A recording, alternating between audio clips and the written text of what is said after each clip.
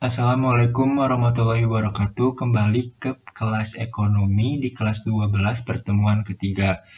Nah, sebelumnya kita telah mempelajari tentang apa pengertian dari akuntansi, informasi akuntansi, maupun akun-akun yang akan kita gunakan di persamaan dasar akuntansi. Nah, sebelum kita ke materi selanjutnya, alangkah baiknya kita berdoa terlebih dahulu, berdoa dimulai.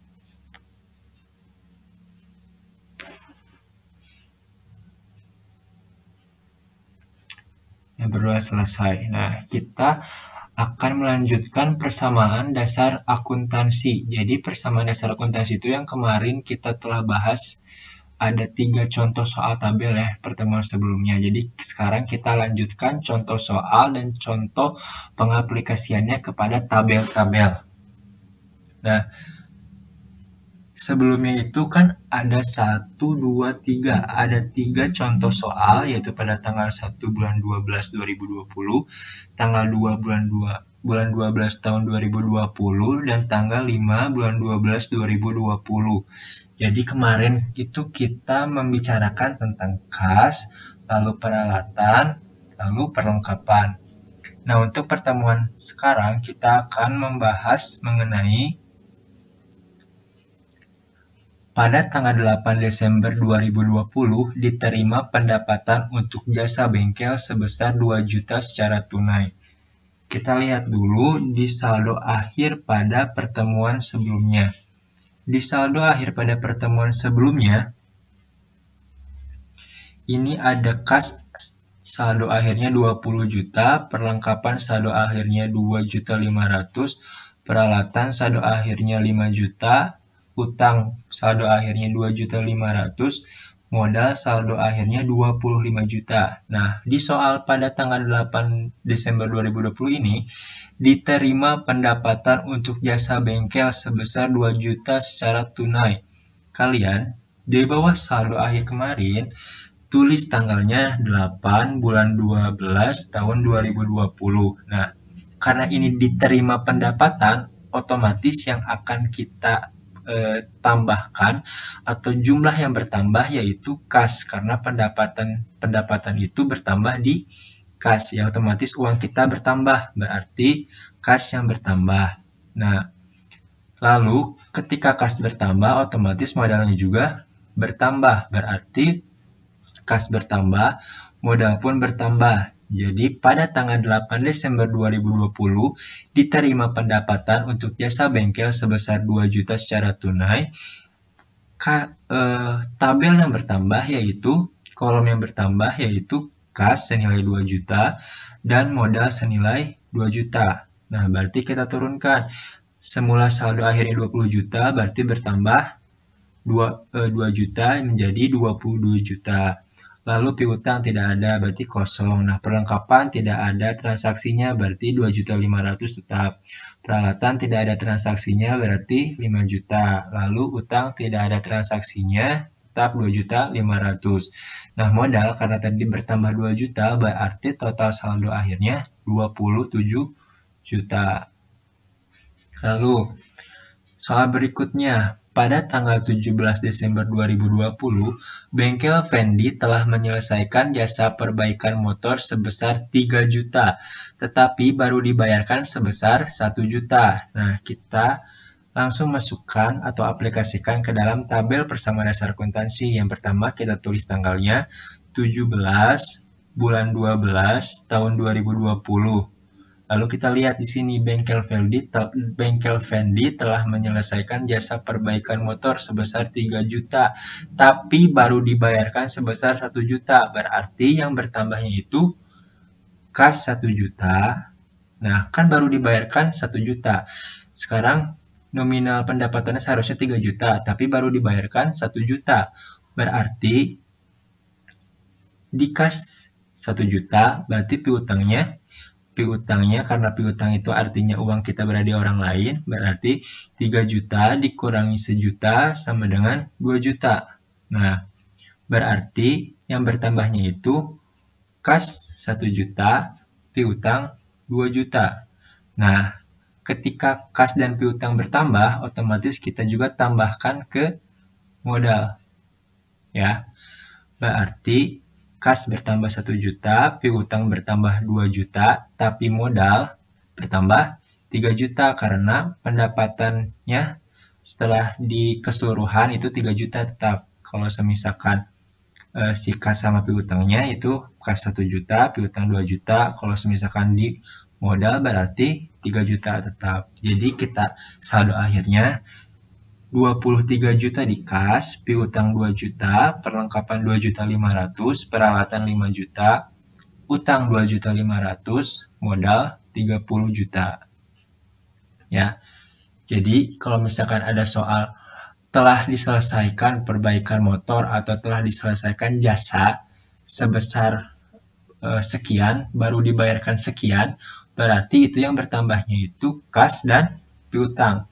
Lalu dijumlahkan kas dan piutang tadi, langsung masukkan ke modal. Paham ya? Lalu soal berikutnya, pada tanggal 20 Desember 2020, Bengkel Fendi membayar beberapa beban secara bersamaan, antara lain beban gaji karyawan senilai Rp800.000, beban sewa tempat senilai Rp600.000, beban listrik, telepon, dan air senilai Rp300.000.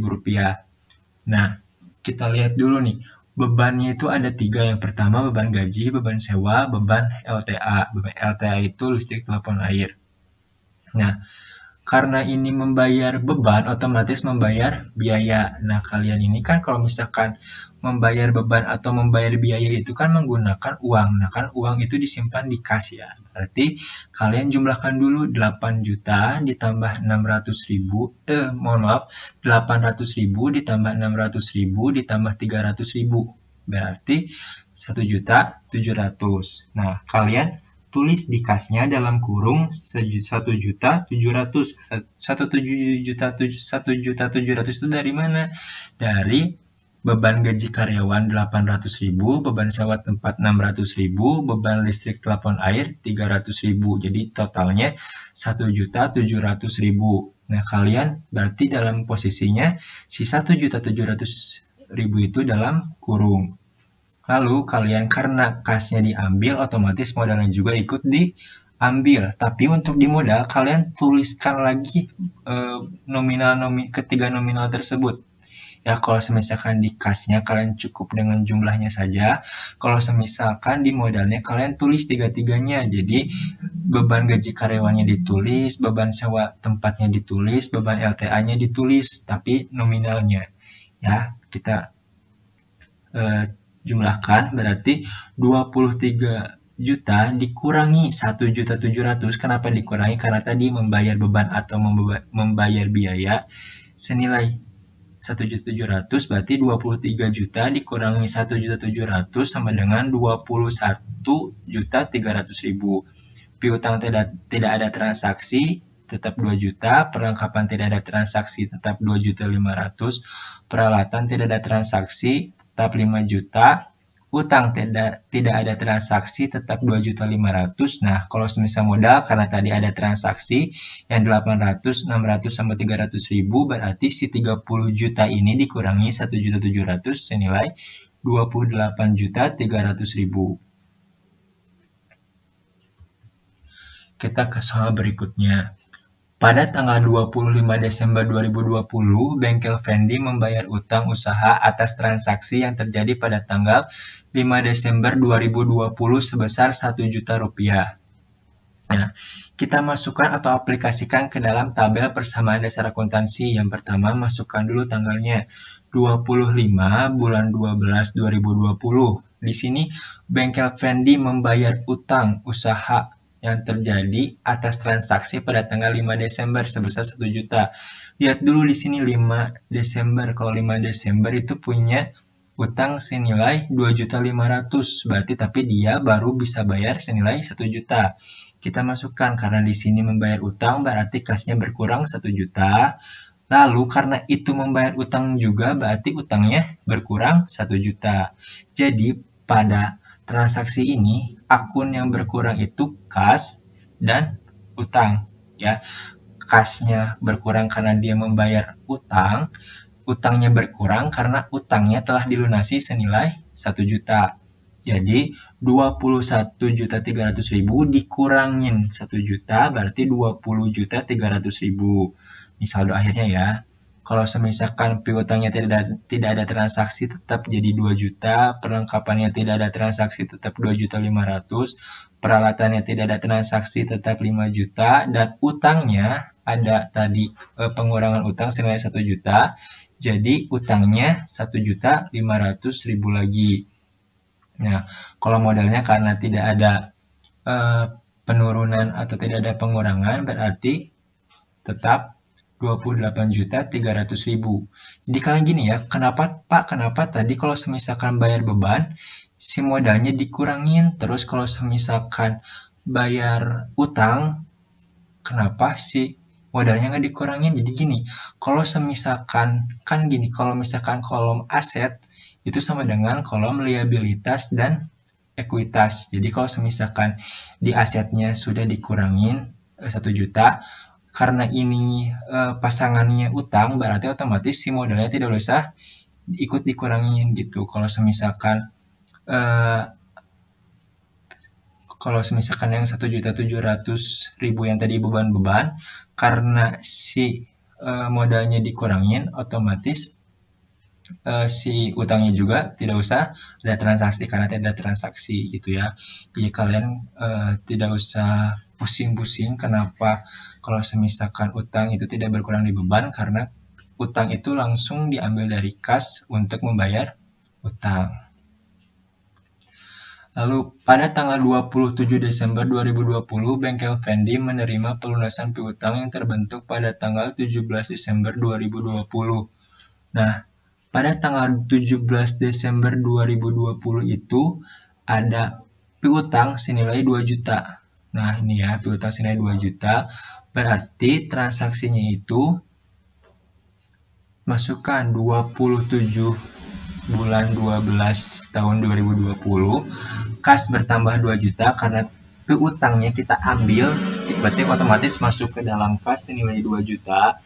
Piutangnya kita kurangi 2 juta karena si piutangnya telah kita ambil ya, berarti kurangi 2 juta, yang lainnya selebihnya tidak ada transaksi, berarti 20 juta 20.300.000 ditambah 2 juta sama dengan 22.300.000. Nah, karena ininya 2 juta kurangi 2 juta tidak hasilnya kosong atau nol, otomatis kosong dan yang lainnya tetap sama. Lalu pada tanggal 30 Desember 2020, Tuan Fendi menarik sebagian uang kas sebesar 500.000 untuk keperluan pribadi. Nah, kalau misalkan ada kata keperluan pribadi itu biasa disebut dengan prive atau prive nulisnya gitu ya. Nah, otomatis kalau misalkan pengambilan uang kas untuk kebutuhan pribadi, berarti pengambilan uangnya dari kas. Ya, berarti kasnya dikurangi 500.000 dan modalnya juga berarti dikurangi 500.000. Berarti 22.300.000 dikurangi 500.000 dan modalnya 28.300.000 dikurangi 500.000. Jadi saldo akhirnya kas 21.800.000, piutang kosong, perlengkapan 2.500.000, peralatan 5 juta, utang 1.500.000 dan modal 27.800.000. Nah, sekian untuk pertemuan atau materi kali ini. Seperti biasa tugasnya di DGCR. Wabillahi taufiq wal hidayah. Wassalamualaikum warahmatullahi wabarakatuh.